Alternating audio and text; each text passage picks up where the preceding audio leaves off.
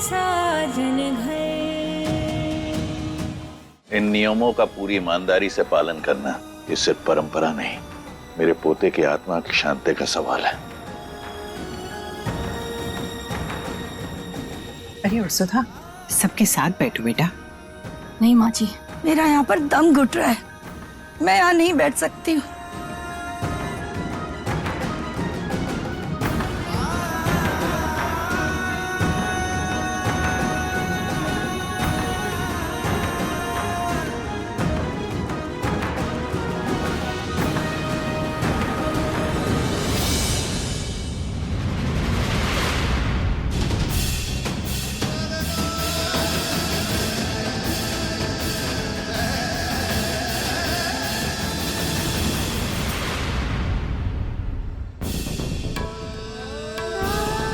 कबीर जी, माँ को लगता है आपके जाने की वजह मैं हूँ। मैं अकेली हो गई हूँ। क्यों चले गए आप अपनी पूजा को छोड़कर?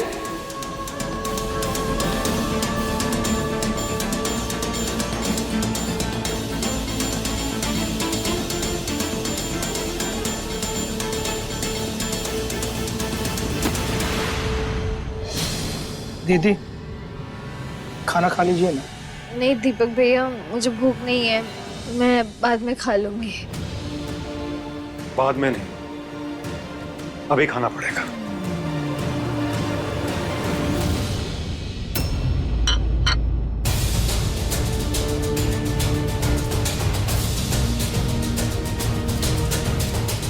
चाचू, क्या आप भी कबीर जी की मौत का जिम्मेदार मुझे मानते हैं माँ की तरह? नहीं पूछा, बिल्कुल नहीं। देखो, तुम भी अपने आप को दोष देना बंद करो। वो हादसा था, बस एक हादसा। लेकिन माँ तो मुझे दोषी मानती है ना चाचू। इस हादसे में मैंने सिर्फ अपने पति को नहीं, बल्कि माँ को भी खो दिया है। पूछा, वसुधा भाभी को बहुत बड़ा झटका लगा है। कबीर सिर्फ उनका बेटा नहीं था, उनकी पूरी दुनिया था। सदमे के बाद इंसान अपने होश खो देता है। बस भाभी का गम थोड़ा हल्का हो जाने दो, फिर देखना वो अपनी बेटी से ज्यादा देर दूर नहीं रह पाएंगे। बस उन्हें थोड़ा सा वक्त। वक्त तो मैं दे दूं चाचू, लेकिन मैं घर में तब भी आऊंगी जब पंडित जी बुलाएंगे। तब तक मैं यही रहूंगी, मैं माँ के सामने नहीं आऊंगी। पूजा, तुम्हें ये सब करने की कोई जरूरत नहीं है। चाचू, अगर माँ मुझे रोज देखेगी ना, तो अपना दुख और दर्द भूल नहीं पाएगी। और घर वाले भी हम दोनों के बीच में पिस रहे हैं। शायद यही सबके लिए बेहतर होगा। मैं जानता हूं तुम बहुत ज्यादा समझदार हो। तुम्हारा जो भी फैसला होगा, मैं हमेशा तुम्हारे साथ रहूंगा, समझे तुम?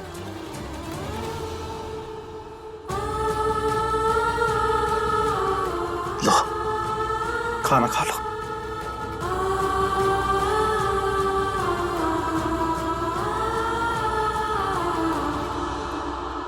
चाचू, मुझे बहुत डर लग रहा है, कुछ नहीं समझ आ रहा क्या करूं। इस वक्त पूजा जी को हम सबकी जरूरत है और वो खुद को हम सबसे दूर करने जा रही है। पूजा, ये सब सिर्फ वसुधा भाभी के लिए कर रहे हैं। कबीर के जाने का सदमा सिर्फ भाभी को ही नहीं है, बल्कि पूजा को भी है। लेकिन फर्क सिर्फ इतना है कि भाभी अपने दर्द को गुस्से में निकाल रही है और पूजा चुपचाप सब कुछ बर्दाश्त कर रही है।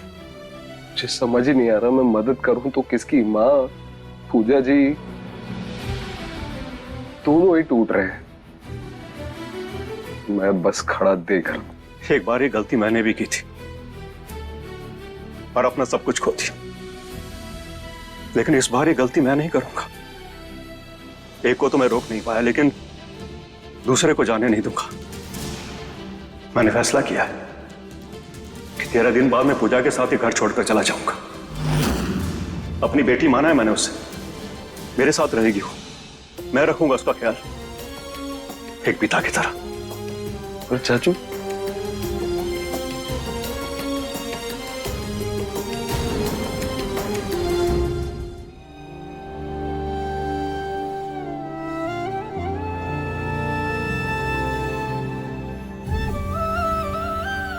पूजा, ये भगवान तक हमारी विश को लेके जाएगा।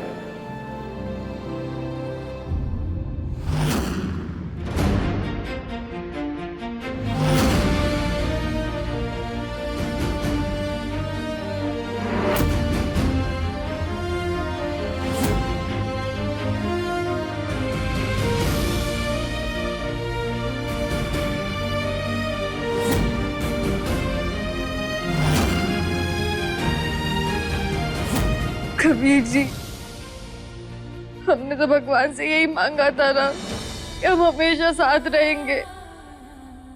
तो हमारी मन्नत तोड़ के कहाँ चले गए आप?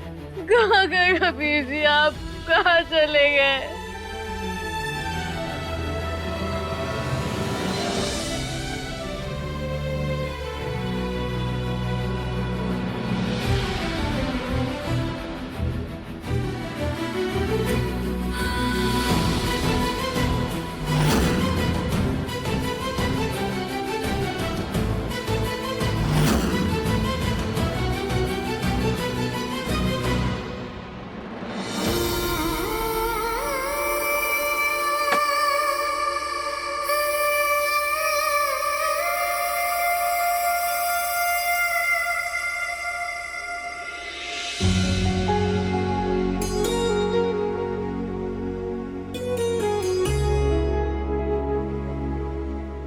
तेरी वजह से मेरे बेटे की जान गई। तेरी भूख की वजह से तुम लोग बीच रास्ते में रुके और टाइम पर रिसोर्ट नहीं पहुंच पाए। तेरी वजह से उसने रात में कार चलाई। सब तेरी वजह से हुआ।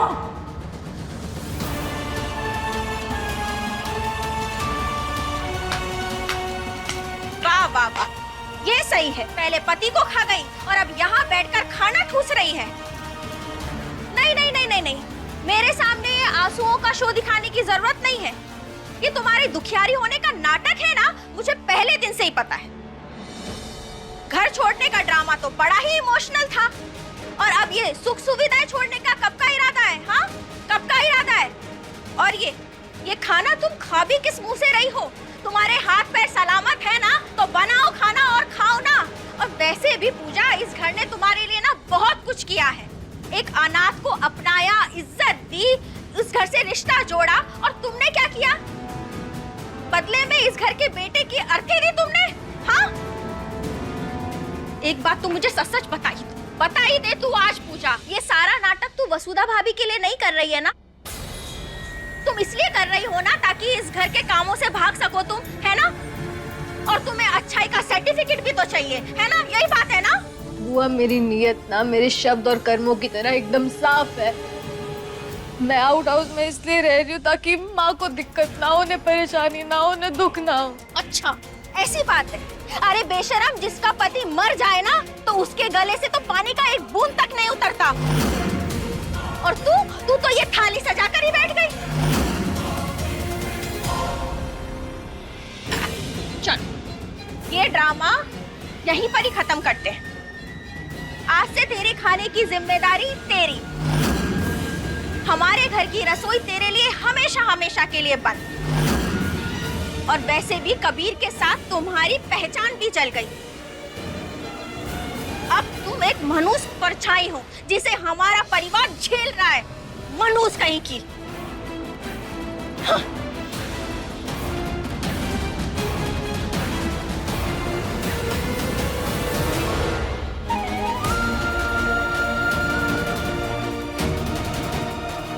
थैंक यू भैया, आपके इस प्यार और सपोर्ट के लिए।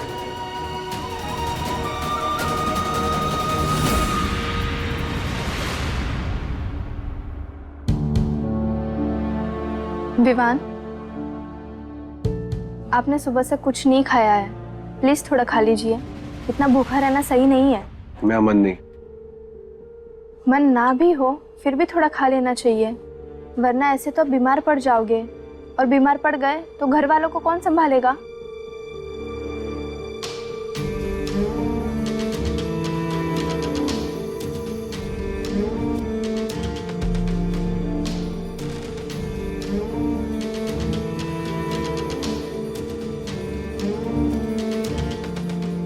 पूजा जी ने खाना खाया? पंडित जी ने कहा ना दिन में एक बार खाना खाना है, तो अब उन्हें भी खाना खा लेना चाहिए। दीपक ने उसे खाना दिया तो था, शायद खा लिया होगा।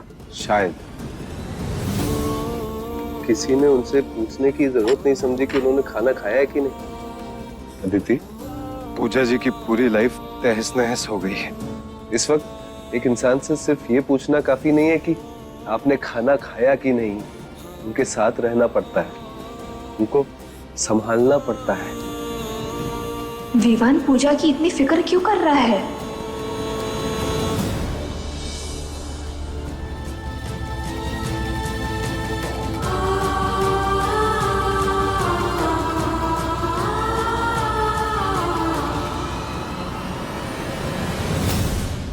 दीपक। जी भैया। वो पूजा जी ने खाना खाया कि नहीं? क्या बताएं भैया, जब खाना देके आए थे तो बोल रही थी कि बाद में खा लूंगी, और बाद में उनको मौका नहीं मिला। मौका नहीं मिला मतलब? बुआ जी उनकी थाली वापस ले आई थी। जब थाली वापस लाई थी तो खाना वैसा का वैसा ही था। एक काम करो, ये प्लेट उन्हें दे दो। अरे पर मैंने ये खाना स्पेशली तुम्हारे लिए बनाया है।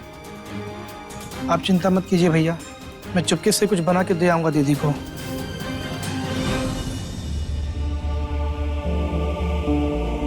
अब तो खा लीजिए प्लीज। मुझे भूख नहीं।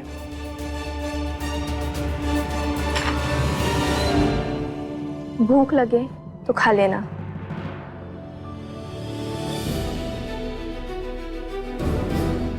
अदिति, एक बार पूजा जी खाना खा ले तो मुझे बता दे।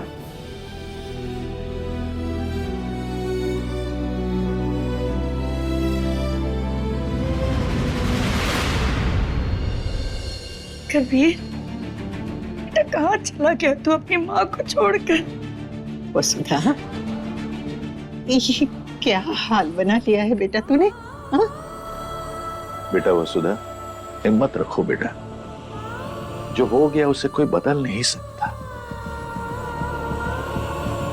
भाऊजी, आपके लिए कहना बहुत आसान है, लेकिन मैंने मेरा बेटा खोया है, और वो भी किसी और की वजह से।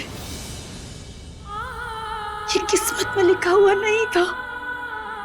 मनोज पूजा ने मुझसे मेरा बेटा छीना है।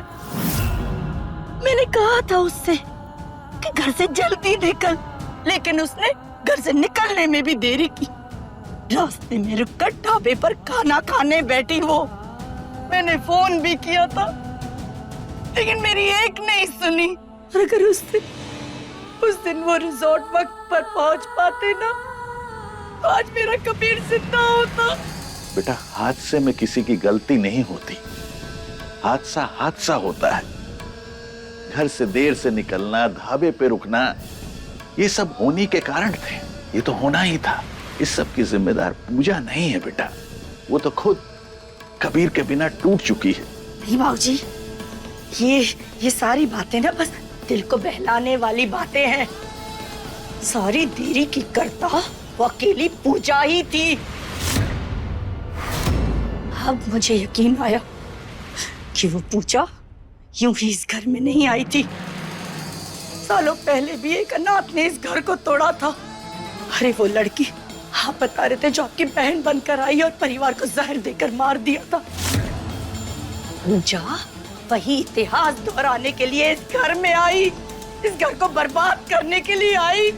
मेरे बेटे को खा गई, मेरे बेटे को मार दिया उसने। बस करो वसुधा, अपने बेटे की मौत का दोष तुम पूजा पे थोप कर दोबारा कबीर को जिंदा नहीं कर सकती, बल्कि तुम अपनी बहू को इन बातों से कमजोर कर दोगी, उसे खत्म कर दोगी। भाऊजी, आप अपने पोते का पक्ष न लेकर उस अनाथ का पक्ष ले रहे हैं।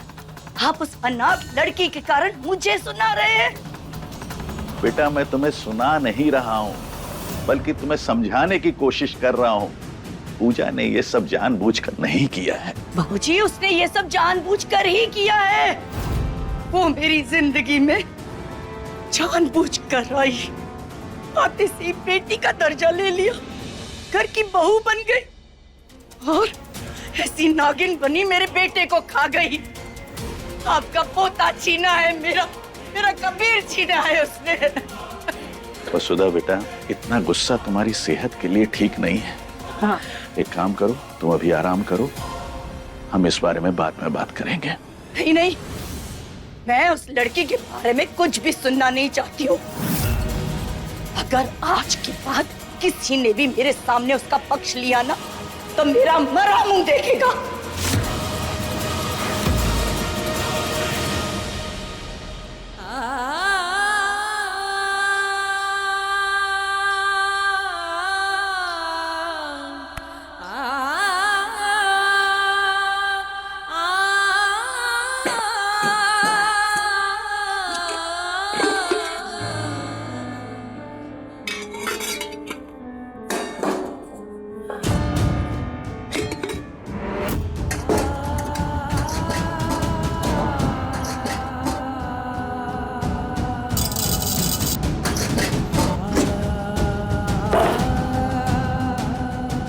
लकड़ियाँ कहाँ है?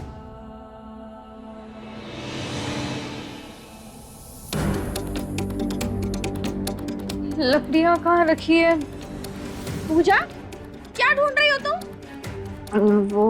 मैं लकड़ियाँ ढूंढ रही थी चावल बनाने के लिए। लकड़ियाँ वो तो मैंने बाहर सुखाने के लिए रखी है। ठीक है, मैं लेकर आती हूँ।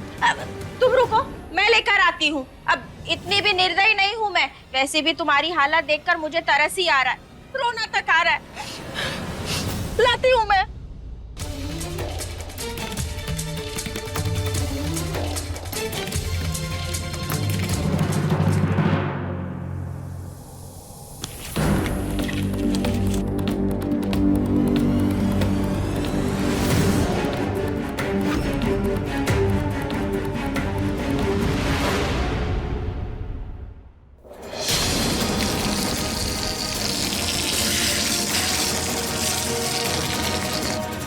भूख का दर्द और ठंड की तड़प दोनों एक साथ महसूस करोगी तुम पूजा। अब देखती हूँ कैसे जलता है तुम्हारा चूल्हा और कैसे पकता है तुम्हारा खाना।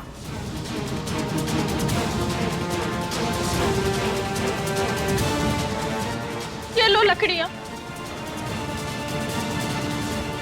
Thank you. बुआ, ये लकड़ियाँ तो गीली है। अरे गीली लकड़ियाँ है तो उसमें मैं क्या करूँ? मैंने थोड़ी ना गीली की है।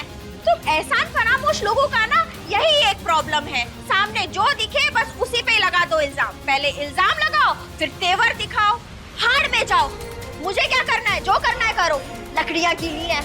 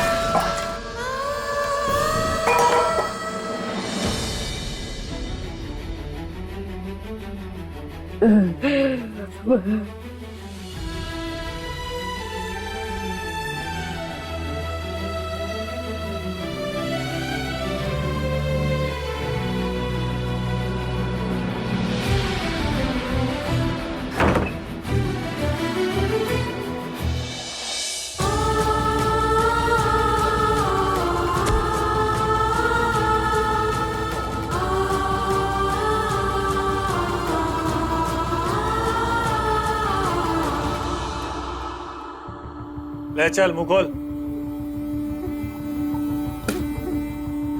ओ हीरो, ये ड्रामे क्या करके दिखा रहा है? चुपचाप इसे पी ले, वरना ये भी नहीं मिलेगा, समझा? चल खोल मुंह, ले इसे। तुझे समझ में नहीं आ रहा ना? तेरे को मैं समझाता हूँ। तेरी तो रुक।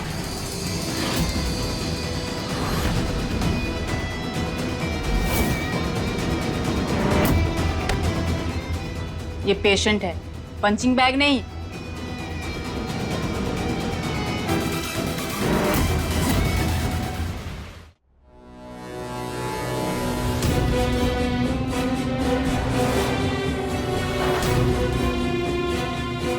खुशा,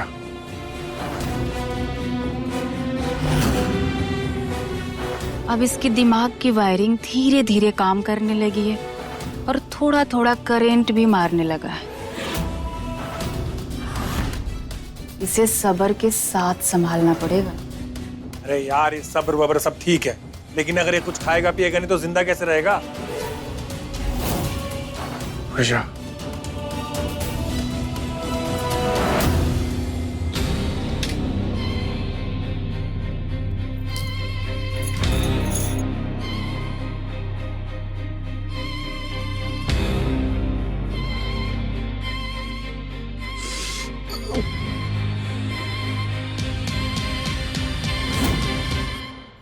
ये जिंदा भी रहेगा, इसकी सांसें भी चलेगी और इसकी धड़कनें भी चलेगी, लेकिन सिर्फ तब तक जब तक मैं चाहूं।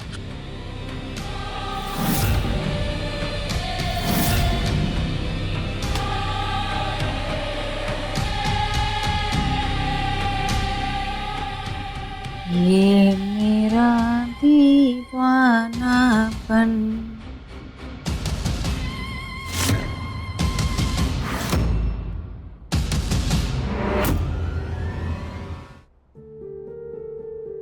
पता नहीं पूजा जी ने कुछ खाया होगा भी कि नहीं। माँ के डर से हर कोई पूजा जी से ऐसे दूर हो गया जैसे वो इस घर का हिस्सा ही नहीं थी। कबीर के जाने का दुख सबको है, लेकिन सजा सिर्फ पूजा जी को क्यों? इतनी ठंड में पूजा जी आउट हाउस में अकेली कैसे रहेंगी?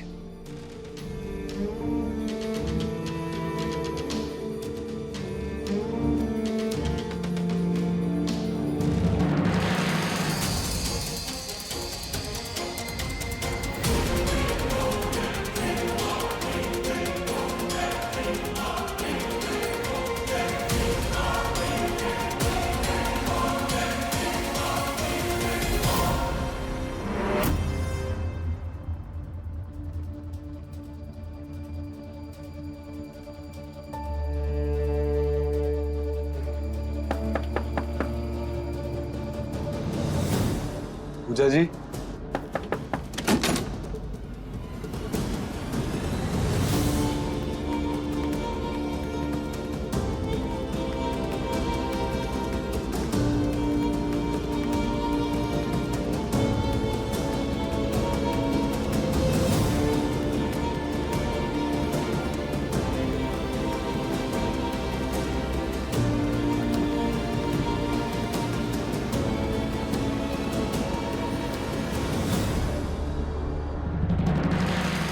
पूजा जी,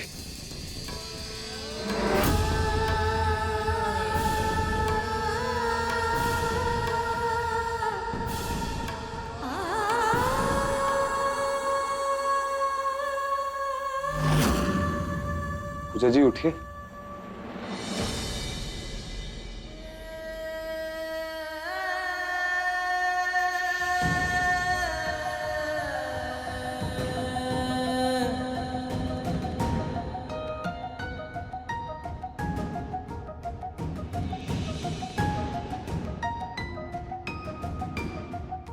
अगर आपको इस हालत में छोड़ूंगा तो कबीर मुझे कभी माफ नहीं कर पाएगा।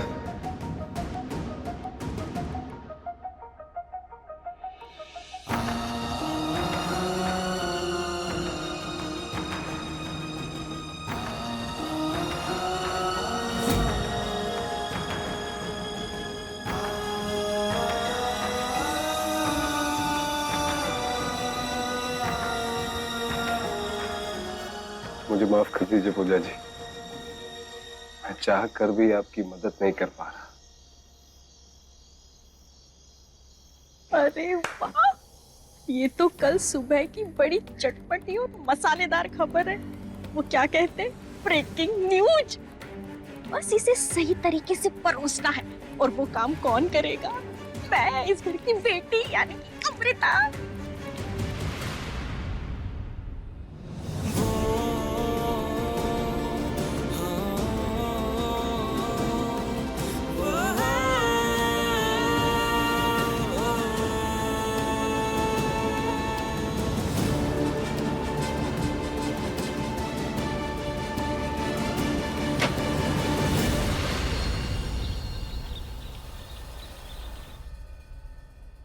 अदिति क्या कर रही हो? चाय बना रही हो?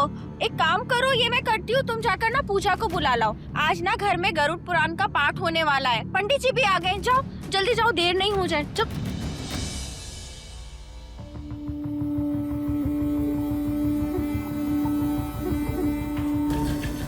आप आएगा ना मजा। गरुड़ पुराण आत्मा को शांति देता है और इस लोक के बंधन से मुक्त करता है। इस पाठ में परिवार के सभी सदस्यों का होना बहुत ही महत्वपूर्ण है। खास करके कबीर जी की पत्नी को अनिवार्य रूप से उपस्थित होना है।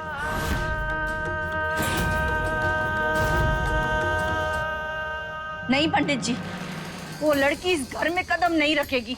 और कोई उपाय है तो आप बताइए। पत्नी का स्थान दूसरा कोई नहीं ले सकता। ये विधि तभी पूरी मानी जाएगी जब दिवंगत आत्मा की पत्नी यहाँ स्वयं हो। पंडित जी, जैसा आप ठीक समझे हम वैसे ही करेंगे। औरता कहाँ जा रहे हैं? माँ, अभी पंडित जी ने कहा ना कि पूजा का इस पाठ में होना जरूरी है, उसे ही लेने जा रही हूँ। आती हूँ लेकर। बेटा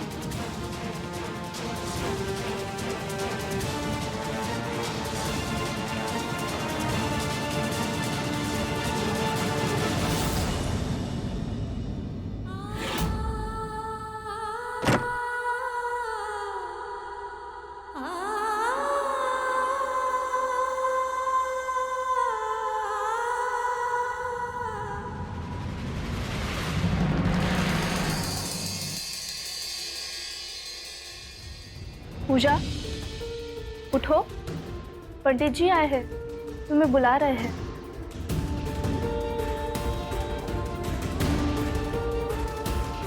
अरे, तुम्हें तो बहुत तेज बुखार है।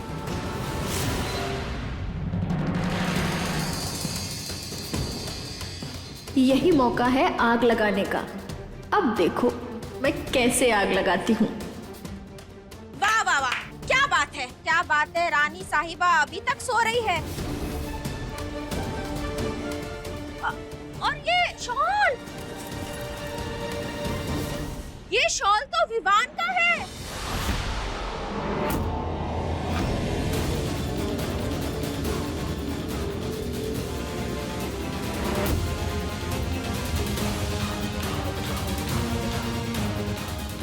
ये शॉल तुम्हारे पास कैसे आया? बोलो पूजा, कैसे आया तुम्हारे पास? हाँ, ये तो विवान जी की शॉल है। पूजा, ये शॉल तुम्हारे पास कैसे आई? हे भगवान, पहले ये हमारे एक बेटे को खा गई, अब ये हमारे दूसरे बेटे के पीछे पड़ गई। उठो उठो, सच सच बताओ, ये विवान का शॉल तुम्हारे पास कैसे आया? मुझे नहीं पता बुआ जी। हाँ हाँ, पूरी दुनिया में तुम ही तो एक भोली इंसान हो ना, जिसे कभी कुछ पता नहीं होता। उसके साथ चीजें अपने आप हो जाती है।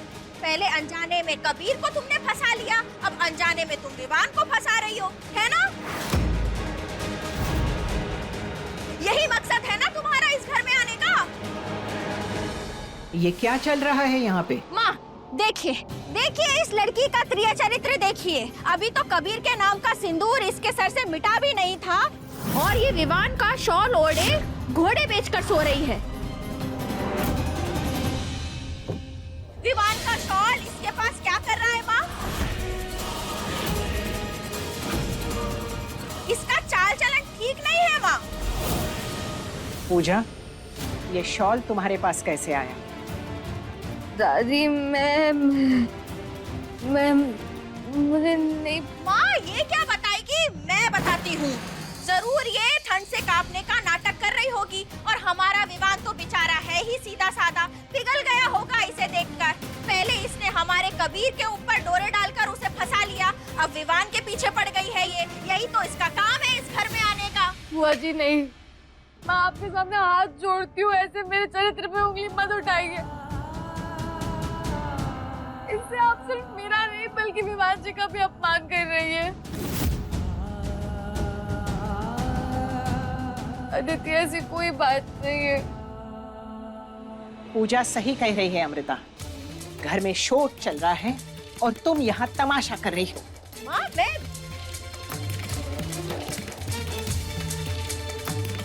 इस शॉल के बारे में हम बाद में बात करेंगे, अभी गरुड़ पुराण का पाठ करना जरूरी है।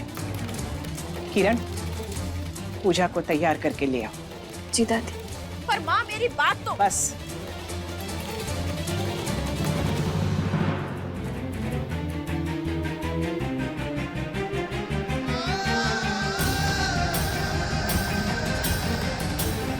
चार, मुझे तो बहुत तेज बुखार है। किरण, तू मेरी चिंता मत कर। अब ज्यादा नाटक करने की जरूरत नहीं है, जाओ जाकर नहा कर आओ।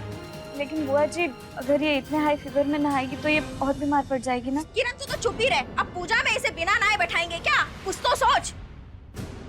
किरण, बुआ जी सही कह रही है, मैं फ्रेश होकर आती हूँ।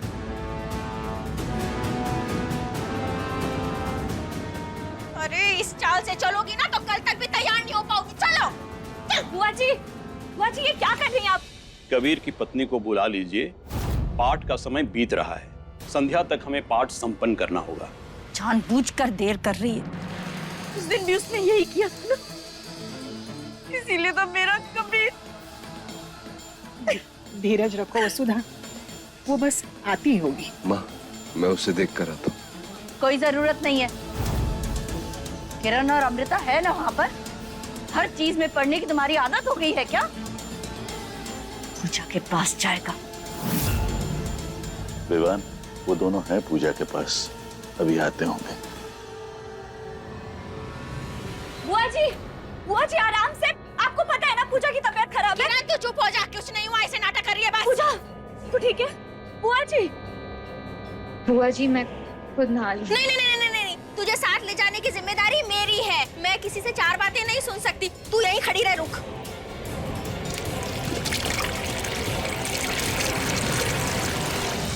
अय्या तो ठंडा।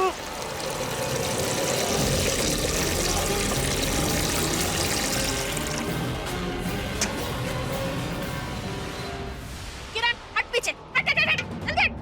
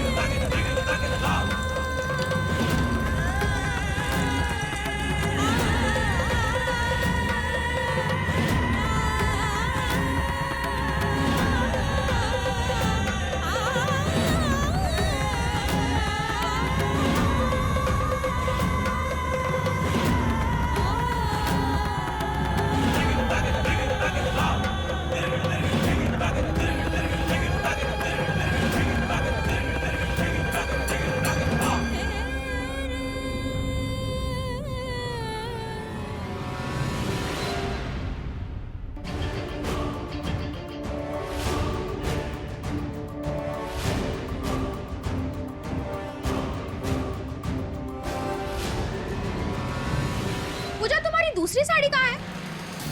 पंडित जी ने तुम्हें 2 साड़ी दी थी ना? वो मैंने बाहर सुखाई थी। अच्छा।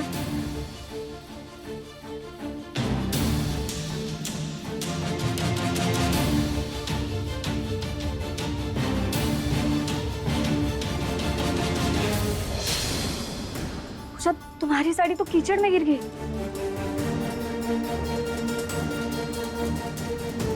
अरे रे ये क्या अनर्थ हो गया एक और। बाप रे बाप, छी छी छी छी छी, ये एक और अपशगुन। हे भगवान, क्या होगा इस घर में? बाप रे बाप, कितनी बुरी किस्मत है तुम्हारी। पंडित जी ने तुम्हें 2 ही साड़ी दी थी, एक गीली हो गई, एक पे कीचड़ लग गया। अब तुम ही तय करो कि तुम्हें कौन सी पहननी है। पर मैंने वो साड़ी पे क्लिप लगाई थी, ये गिर कैसे गई?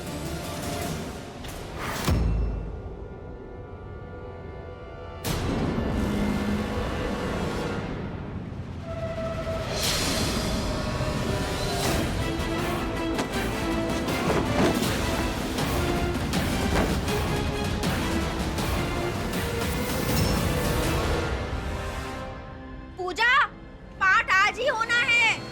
पर बुआ जी अब हम क्या करेंगे? देखो, मेरे पास तो एक ही उपाय है। अगर श्राद्ध के नियम पूरे करने हैं तो यही साड़ी पहनकर कर लो। अब चलोगी या मैं खींचकर फिर से लेकर जाऊं तुम्हें? मुझे पता है कि आपकी चाल है बुआ जी। फिलहाल मुझे पाठ के लिए जाना है, आपको मैं बाद में देख लूंगी।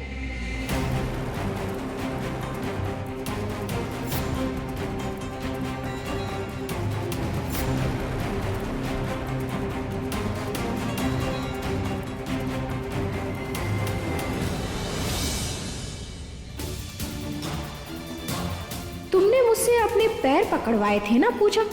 अब तुम्हारी एक एक सांस से अपनी उस बेइज्जती का हिसाब लूंगी।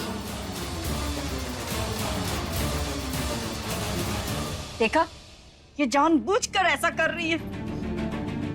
मरने के बाद भी मेरे बच्चे की आत्मा को शांति नहीं मिलेगी, ये इसीलिए ऐसा कर रही है। शांत हो जाओ वसुधा, वो बस आती ही होगी।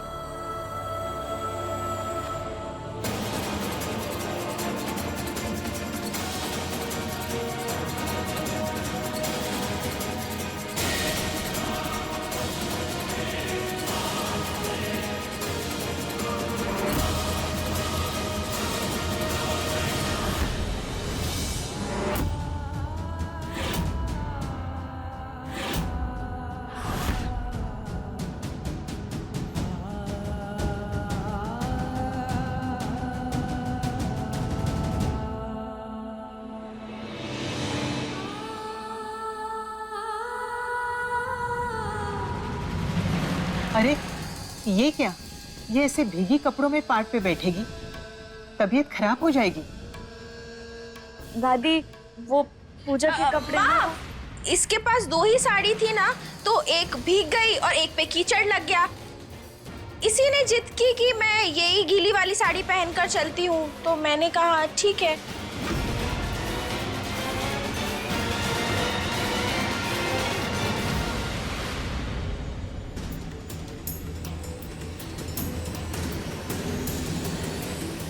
दादी मैं ठीक हूँ।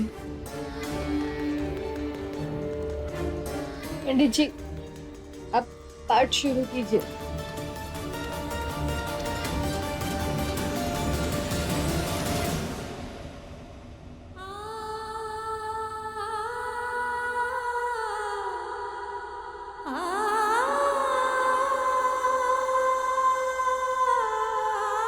पूजा जी, आपको देखकर लग नहीं रहा आप ठीक है?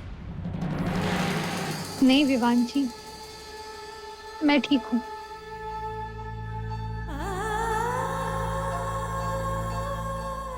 आत्मा की शांति के लिए पाठ शुरू करते हैं।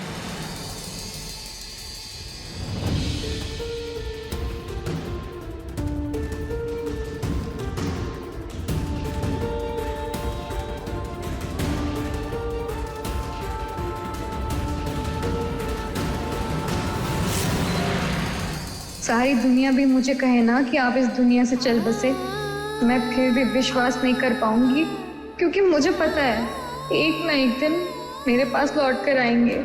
मेरी सांसें चल रही है ना, इसका मतलब आपकी भी सांसें चल रही है। आप जिंदा है कबीर जी।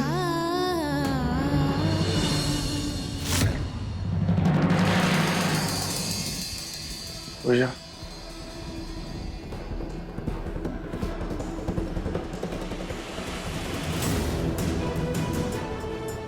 पूजा, पूजा,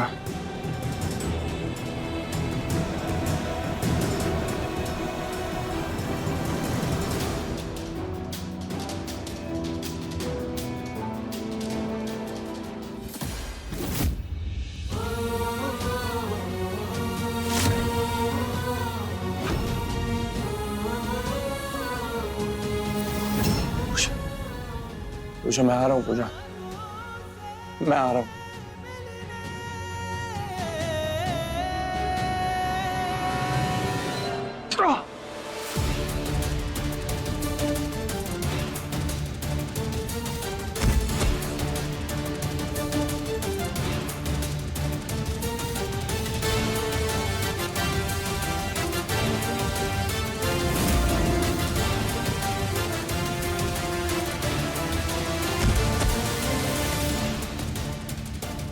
मुझे कुछ नहीं हुआ। मैं आ रहा हूँ पूजा, मैं आ रहा हूँ।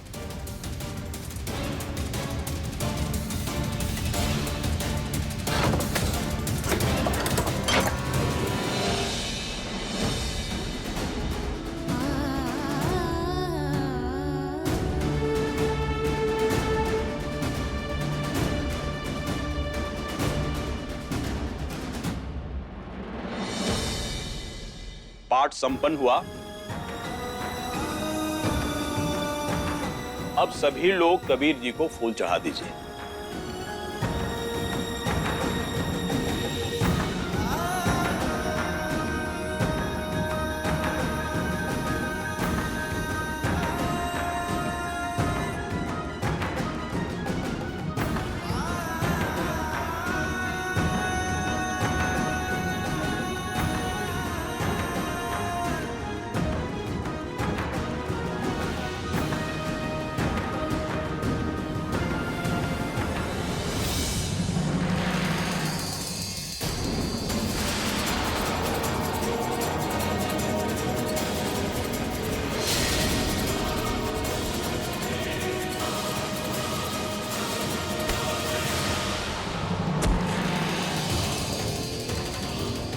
पूजा जी, पूजा जी,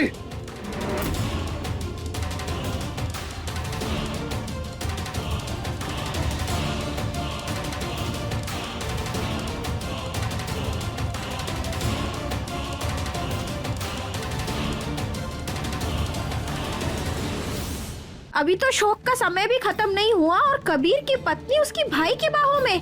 she she she she she.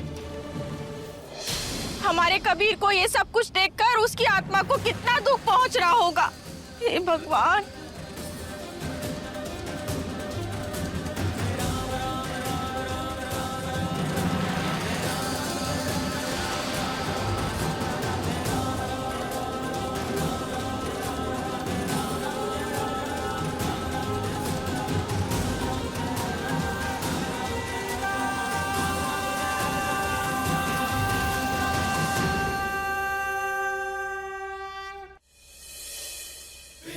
पूजा, पूजा मैं आ रहा हूँ।